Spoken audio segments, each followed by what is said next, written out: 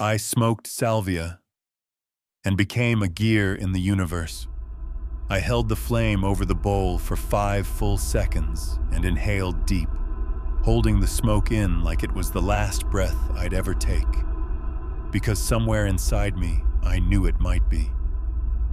I was alone in my bedroom, the curtains drawn, a little afternoon sun slipping through the blinds. 40x salvia extract, maybe a tiny pinch too much, but I wanted to go deep. I exhaled, and before I could even pass the pipe from one hand to the other, reality split down the middle like a cheap zipper. There was no warning, no visuals, no come up. Just an immediate, undeniable knowing. I was not a person anymore. I didn't feel high. I didn't feel altered. I felt reassigned. One moment I was in my room, sitting on my bed, and the next I was watching, from outside, as the entire room turned 90 degrees and peeled open like pages in a book. Not metaphorically, physically. My walls folded away. The floor became a hinge, and behind it, there was machinery. Endless, cosmic, alien machinery. Vast rotating columns made of time and color and language I couldn't read but somehow recognized. I was no longer human. I wasn't even in a body. I was a component, a gear, part of the mechanism that made the universe run. But not in some spiritual, we are all one kind of way. No. I was a literal gear. I had edges. I had grooves. I could feel myself turning. And each time I rotated, I was somehow powering the illusion of my life. Each click of this mechanical rhythm spun out entire seconds of a fake existence. One I now saw from the outside, watching the version of me go to school, cry at breakups, brush his teeth like an idiot puppet in a loop that I was generating by existing. I was furious, betrayed, like someone had finally pulled back the curtain and shown me the truth, that I had never been real, only part of this cosmic engine playing out life for no reason except to maintain the cycle. My bedroom? Gone. Earth? A joke. I remember thinking, they got me again. And I don't know who they were, but I could feel them. Beings or forces outside the machine's sheen, observing it, maybe laughing, maybe pitying, maybe just waiting. The sensation of being rotated got more intense. It wasn't painful. It was indifferent. Salvia has no emotional tone. It doesn't love you. It doesn't care. It just shows you the switch, flips it, and walks away while you figure out what you've become. I tried to scream, but I didn't have a mouth.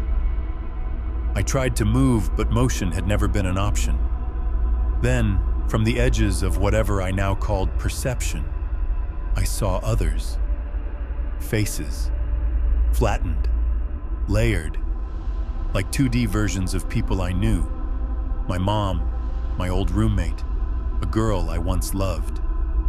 They were part of the wallpaper now.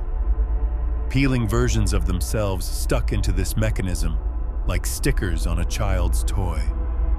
And they turned too. Everyone turned. Everything turned. We were all pieces, just moving in sync to make this great unknowable machine continue ticking. The worst part was, I knew this place.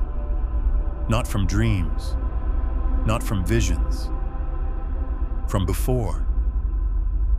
Like I had once lived here, and somehow been tricked into thinking I was a person. The life I remembered, school, coffee, friends, heartbreaks, it had all been an assignment, a test, or maybe just a product generated by me. a mask I had to wear until I couldn't anymore. And now that I had remembered, the machine began stripping it away. First the names, then the language. Then my face. I watched my personality unravel like yarn pulled from a sweater.